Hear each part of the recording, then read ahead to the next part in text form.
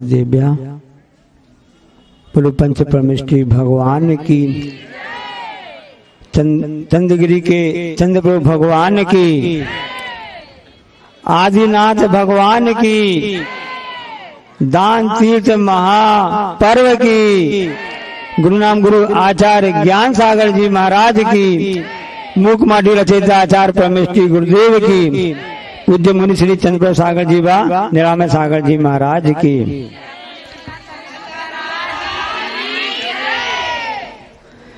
विचार करो कि आज का दिन नहीं होता तो क्या होता। बहुत बड़ी बात है। दीक्षा दिवस और दीक्षाएं तो हो गई, उस समय आपने आदिनाथ भगवान ने दीक्षा तो ले ली, साथ में 4000 राजा भी दीक्षित हो गए, लेकिन किसी को मालूम नहीं था कि कैसा क्या किया जाता है। तो उसका परिणाम ये रहा कि आदिनाथ भगवान का तो ब्रज बसम संग्रहण था, वो अपने ध्यान में बैठ गए। बाकी जो साथ में राजा दीक्षित हुए थे, 4000 संख्या है ना, उन्हें सब क्या करें। हमारे जो कैप्टन है, हमारे बॉस है, वो तो ध्यान में बैठे हैं। अब आगे तो पेट की समस्या आ रही है, क्या किया जाए, कैसे किया जावे। किसी को विधि नहीं मालूम थी, किसी को नहीं मालूम थी। क्या परिणाम रहा, वो अदबा अपनी चर्या करने लगे। बात की बात है कि बाद में अन्य देव वगैरह आकर के उन्होंने समझाया कि ऐसे नहीं करो, दिगंबर मुनि दिगंबर धर्म कहलाता है, इसमें इसकी विधि अलग प्रकार की होती है। और उस समय आज के दिन वह स्वप्न साकार हो गया। स्वप्न आया था, हाँ, सिर्फ मरु देवी भगवान तीर्थंकर की माता होती, उनको स्वप्न नहीं आते। उस समय तो मरु स्वप्न आया जिस समय तीर्थंकर भगवान गर्भ में आने वाले थे, लेकिन यहाँ पर राजा श्रेयांश को स्वप्न आया। अंतर है, माता मरु देवी के लिए 16 स्वप्न आए थे, इनके लिए तो 7 स्वप्न आए थे। कितने स्वप्न? स्वप्न। उस स्वप्न में पहला स्वप्न तो था एक साथ सूर्य चंद्र में इकट्ठे दिख रहे हैं, और एक उसमें था कि सबसे पहला था कि सुमेरु पर्वत दिख रहा है। मतलब अच्छी बात है, अभिषेक होगा क्या। अभिषेक कैसे हुआ था हम आप बता रहे हैं आप लोगों के लिए। और एक स्वप्न में कल्प वृक्ष दिखा था, एक स्वप्न में सिंह दिखा था, एक में बैल दिखा था।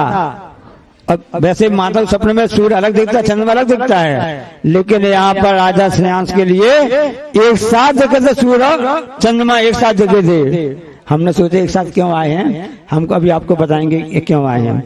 और साथ में समुद्र भी दिखा था, और एक अष्टमंगल द्रव्य दिखी थी एक साथ। अभी आप लोग ने आचार्य जी पूजन की ना, अच्छी तैयार करके सभी बहनें लेके आई हैं अष्टमंगल द्रव्य गुरु की पूजा करने के लिए। ऐसे अष्टमंगल द्रव्य ऐसे स्वप्न देखे थे। किसने? राजा श्रेयांश ने। अयोध्या के राजा नहीं, वो उस समय कुरांजल हस्तिनापुर था। उस गुरु अंगद क्या कहलाता है नाम है ना, चित्र कहलाता, वहाँ के वो हस्तिनापुर में वह राजा थे। उनके बड़े भाई राजा सोमप्रभ थे। अब राजा श्रेयांश समझ में नहीं आया कि स्वप्न वो क्यों आए, कैसे आए हैं। वो अपने बड़े भाई के पास में गए। गजब का प्रेम था दोनों भाइयों में। काश इस भारत देश के हर परिवार में राम लक्ष्मण जैसी जोड़ी है, जैसे राजा सोम और राजा श्रेयांश की जोड़ी है, घर घर में ऐसी हो जाए तो पूरा अपना देश भारत देश में राम राज्य आ सकता है। तो बड़े भाई के पास में गए छोटे भाई राजा श्रेयांश, भैया से कहा भैया हमको स्वप्न आए हैं। तो बड़े भाई ने कहा कि भाई आज से बड़ा पुण्य का उदय है, हमारे यहाँ कोई देव आने वाले हैं। वहां तो मरु देवी के लिए राजा नाभि राय ने स्वप्न का फल बताया था, यहाँ तो छोटे भाई के लिए बड़े भाई ने उसका फल बताया। अच्छा, देव आने वाले हैं, और सबको मालूम है कि कौन से देव उनके यहाँ पर आए थे। और वहां पर आश्चर्य हुआ था, किसी के यहाँ पर भी रत्नों की वर्षा होती है तो कब होती है कि मरु देवी या तीसरा नंदन तीसरा माँ के घर में होती है। जब तीर्थंकर गर्भ में आने वाले होते हैं तो 9 महीने पहले, 6 महीने पहले से लेकर के आखिरी के 9 महीने तक यहाँ ऐसा होता है। लेकिन यहाँ पर तो साथ में क्या क्या हुआ, जिस समय आदिनाथ भगवान का प्रगान हुआ, क्योंकि दिगंबर मुनिराज भोजन के भूखे नहीं होते हैं। किसके भूखे होते हैं? नवदा भक्ति के भूखे होते हैं। जहाँ नवदा भक्ति मिलेगी वहां पर अपने आप उनके कदम ठहर जाते हैं। देखो वह छोटा सा बालक, उसने रोक लिया महाराज जी को, महाराज जी रुक जाइए रुक जाइए, हमारी मम्मी ने, हमारी आई ने, हमारी माँ ने खीर बनाई है, खीर बनाई है। तो भैया माँ ने खीर बनाई तो बेटों को खिलाएंगी? नहीं, माँ ने बोला, माँ ने कहा था यदि कोई यहाँ से कोई दिगंबर साधु निकले उनको रोक लेना, क्योंकि एक सज लगी थी, हमको खीर नहीं मिलेगी जब तक महाराज जी के लिए आहार में नहीं दिया जाएगा, तब तक तुमको भी खीर नहीं मिलेगी। महाराज जी मेरे पेट का सवाल है। उस बच्चे ने कहा कि आप यदि रुक जाएंगे और आपको हमारी मेरी माँ आहार दे देगी तो मेरा भी पेट भर जाएगा, मुझको भी खीर मिल जाएगी। अब सोचो कि उस बच्चे की भावना कितनी तीव्र थी कि ऐसे रिद्धिधारी महाराज जी के भी चढ़ वहां पर रुक गए। ये श्रावक की भावना होती है। इसलिए साधु भोजन का भूख नहीं होता, साधु तो नवदा भक्ति का भूखा होता है। वहां नवदा भक्ति मिली उस बालक के यहाँ। जब कह रहा था माँ पानी भर के आई और माँ ने बोला हे स्वामी नमोस्तु नमोस्तु नमोस्तु, अत्र अत्र अत्र तिष्ठ तिष्ठ तिष्ठ। और क्या बोला? मन शुद्धि, वचन शुद्धि, काय शुद्धि, आहार जल शुद्ध है। सबको मालूम है कि उस बालक की भक्ति कितनी रही कि उसे शायद धन्य कुमार की कथानक है ना, अकृत पुण्य की बात है। अकृत पुण्य था जो बाद में धन्य कुमार बन गया था, तो उसके कारण से महाराज जी वहां रुक गए। उस माँ ने भक्ति पूर्वक खीर का आहार कराया और बाद में सबके लिए आहार दिया। तो मुनि महाराज जी थे महान रिद्धि के धारी थे। और उस कटोरे की विशेषता ये थी कि वो गरीब माँ थी। माँ बेटे दोनों ने अपने मिलकर हिसाब से खीर बनाई थी। खीर इतनी फली इतनी फली इतनी फली तो पूरे गांव ने, सेठ जी ने, सबने भोजन कर लिया। और जब उस माँ ने खीर करके उसको पूरा उल्टा कर दिया, सब कहीं जाकर के इस रिद्धि का प्रभाव होता है। एक घटना सबको इसलिए याद दिला रहे हैं कि हमेशा याद रखना। बस वैसी घटना वहां पर घटी। राजा श्रेयांश खड़े हो गए क्योंकि स्वप्न आया था इस ढंग से होने वाले हैं। आदिनाथ महामुनिराज 1 साल से हो गया आहार दान का लाभ नहीं मिल रहा था, क्योंकि पूर्व में से कर्म हुआ था। कर्म का उदय सामने आ गया। सबको फल भोगना पड़ता है। बड़े से बड़ा व्यक्ति भी क्यों ना हो, तीर्थंकर साक्षात तीर्थंकर प्रभु हैं जिनको केवल ज्ञान होने वाला है, यदि उनको आहार नहीं भी दिया जाता शरीर में कुछ भी फर्क नहीं पड़ने वाला था, क्योंकि वृद्ध संग्रहण था, चरम शरीर ही कुछ भी अंतर नहीं पड़ने वाला था। हमको तो ऐसा लगता है कि आगे दान तेजी प्रवचन होता रहे, हम जैसे छोटे महाराजों के लिए भी आहार की व्यवस्था बनी रहे, ये सोच करके परंपरा का निर्वाह होता रहे, ये सोच करके आदिनाथ महाराज आहार के लिए निकले थे। क्योंकि 28 मूल गुण में ये भी एक मूल गुण आता है। और उस हिसाब से राजा श्रेयांश के लिए लाभ मिला, सोमप्रभु के लिए लाभ मिला, नवदा भक्ति मिली। अब विचार करो कि उनके लिए लाभ क्यों, राजा श्रेयांश को क्यों मिला? भरत चक्रवर्ती थे, 6 खंड के अधिपति, बाहुबली थे, सगे दोनों बेटे कहलाए, ब्राह्मी सुंदरी भी थी वहां पर, उस समय नाभि राय भी थे, पिताजी थे, माता थी, और भी सभी उनके सगा, सभी को साथ में राजाएं थे। किसी के यहाँ नहीं गए। इनके यहाँ क्यों गए? क्योंकि जब आदि पुराण पढ़ते उसमें आया है, आपको बता दे रहे हैं कि उस राजा श्रेयांश के 8 विवाह पहले,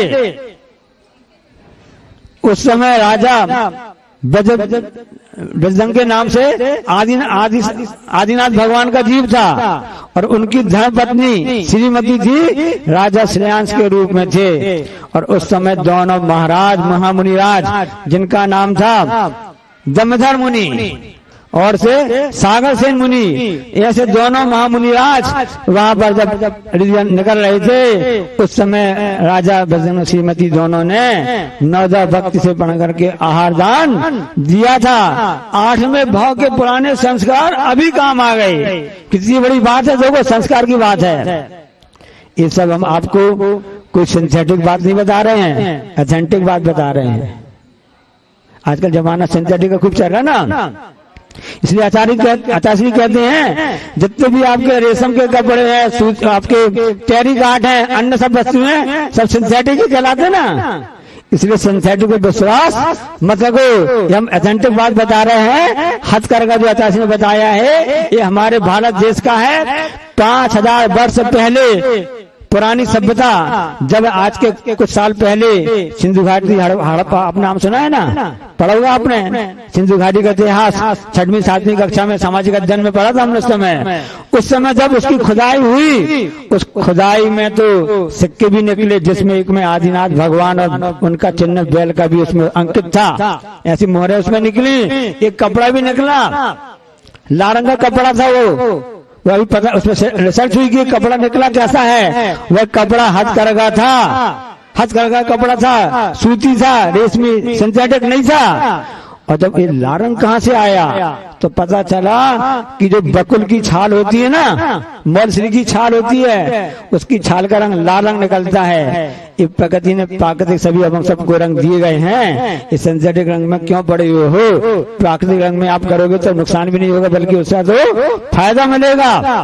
ऐसा वहां पर मिला था। तो मैं आपको ऑथेंटिक बात बता रहा हूँ, सिंथेटिक बात नहीं बता रहा हूँ। इसलिए आचार्य कहते हैं कि हथकरघा सूती कपड़ा उपयोग करो, टेरी काट जो सिंथेटिक इनका, इनसे दूर रहो। तो उस समय उन्होंने जो आहार दान दिया था उसका परिणाम ये रहा, स्वप्न में आया यहाँ पर हुआ। और 1 2 नहीं 5 5 50 हुए। रत्नों की वृष्टि तो वहाँ होती है, यहाँ भी रत्नों की वृष्टि हुई। इसके साथ साथ में और भी क्या क्या हुआ हम आपको बता दें। पुष्प की वृष्टि भी हुई, देवदंड भी हुई, और सुगंध फैलती गई, सुगंध होती गई। और सबसे बड़ी बात हुई, जय जय के नारे लगाए गए। सबने कहा धन्य है, धन्य है, धन्य है। मतलब जिन्होंने आहार दिया वो धन्य तो होते हैं, जिनने अनुमोदना की वो भी अपने आप में धन्य होते हैं। इसलिए पुण्य के कार्य की हमेशा अनुमोदना करते रहना चाहिए। जो पुण्य की कार्य की अनुमोदना करता है, जीवन उनका पुण्य ऐसा फलता है कि उनको भी ऐसे तीर्थंकर भगवान के लिए, ऐसे आचार्य परमेष्ठी के लिए आहार दान देने का सौभाग्य भी प्राप्त हो जाता है। एक कराती दान की महिमा, तो आज का दिन दान तीर्थ के नाम से प्रसिद्ध हुआ।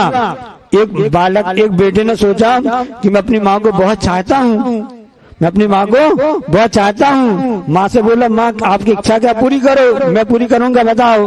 तो माँ ने कहा कि मुझको रुपए के ढेर में बैठना है। पुरानी बात बता रहा हूँ। उस बेटे ने अपनी माँ के लिए नोटों की गड्डी छल्ली लगा दी और माँ को उसमें बैठा दिया। उस समय 1 लाख रुपए इकट्ठा करके उन्होंने करके उनके ऊपर से बैठा दिया।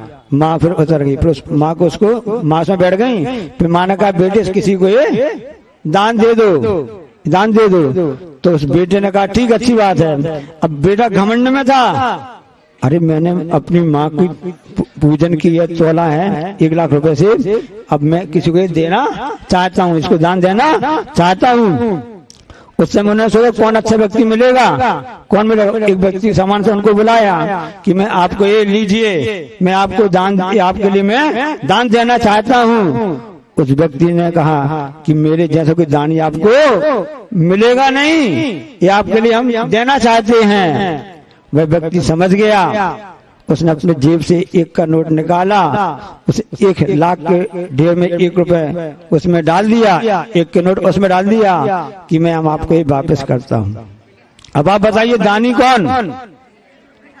जहाँ पर घमंड की बात आती है, अहम की बात आती है, वहाँ त्याग नहीं होता, वहाँ दान नहीं होता है। दान तो अंदर के मन की एक सरल और से समर्पण की कीमत होती है, समर्पण की भावना होती है, वही सच्चा दान कहलाता है। आज जो हम सबके सामने यह तीर्थ के रूप में आया है, महाप्रभु में आया है, समझे हम इसको, क्योंकि अन्न से बढ़ के कोई भी चीज नहीं होती है। और उस समय सूर्य चंद्रमा की बात आई ना, स्वप्न आया उनके लिए आया, तो हमने सोचा कि सिर्फ अन्न बस से पेट नहीं भरता है, साथ में भोजन पानी दोनों चाहिए ना। भोजन पानी दोनों चाहिए। आदिनाथ भगवान ने इक्षुरस का हाल लिया था। इक्षुरस अपने आप में तो एक लिक्विड भी हो जाता है, अंडे भी कहला जाता है, उसी से मिठाइयाँ बनती हैं, शक्कर गुड़ बनता है और जितने भी मतलब आपके बनता है। तो वास्तव में उन राजा श्रेयांश के लिए सूर्य चंद्रमा एक साथ आए थे, क्योंकि अग्नि, सूर्य जो है अग्नि का प्रतीक है। जठराग्नि पेट बोलते ना, पेट में अग्नि होती है जठराग्नि। आयुर्वेद कहता है कि शरीर की अग्नि जो होती है, यदि जठराग्नि आपकी तीव्र रहेगी तो आपका सब आप स्वस्थ रहेंगे, क्योंकि आप जो भी भोजन करेंगे वो पच जाएगा और पच जाएगा तो बचेगा नहीं। तो इसलिए आपके लिए रस में परिणत हो जाएगा, रुधिर में, मांस, मज्जा, अस्थि और इन सब में, वीर में परिणत हो जाएगा, पूरी सातों धातुओं में परिणत हो जाएगा, क्योंकि आपकी जठराग्नि अच्छी है, ठीक है। तो सूर्य अग्नि का प्रतीक होता है और चंद्रमा शीतल प्रतीक होता है। तो भोजन, पेट, शरीर को चलाने के लिए भोजन और पानी दोनों जरूरत होती हैं। इसलिए मैंने सोचा कि उनके लिए एक साथ सूर्य चंद्रमा, जबकि अन्य सबको स्वप्न अलग अलग आते हैं, सूर्य अलग दिखता है, चंद्रमा अलग दिखता है। राजा श्रेयांश के लिए एक साथ वह स्वप्न में दिखा, मतलब आहार दान के लिए आपको प्रवृत्त होना है, आप इस चीज के महानायक बनेंगे। तो वास्तव में आज के महान नायक तो है राजा श्रेयांश और राजा सोम थे, जिनकी भक्ति पूजन करने के लिए भरत चक्रवर्ती भी सभी लोग आए थे। ऐसे अक्षय तृतीया का प्रतीक है। आचार्य जी कहते हैं, आगम सब में लिखा भी है ना, ये ऐसा मुहूर्त होता है, इसमें आपको कुछ भी सुधरवाने की जरूरत नहीं पड़ती है। आपको जो भी कार्य करना हो, डन, आपका कार्य हमेशा सफल होगा। सर्वार्थ सिद्धि योग, अमृत सिद्धि योग, जितने भी योग होते हैं सब आपके लिए इसमें सहायक होंगे। इसलिए जब ऐसा पर्व आया है तो हम हमेशा विचार करें, जिनकी कम से कम ऐसा नियम लें कि प्रतिदिन भगवान की पूजन करेंगे, अभिषेक करेंगे, स्वाध्याय करेंगे, माला फेरेंगे, विधान करेंगे, आहार दान देंगे, गरीबों की रक्षा करेंगे, परोपकार के कार्य करेंगे। ऐसा संकल्प ले लें। यदि आज आप लोगों ने ऐसा संकल्प ले लिया, ये संकल्प आपका आखिरी चलता रहेगा, कुछ संस्कार बढ़ जाएंगे। राजा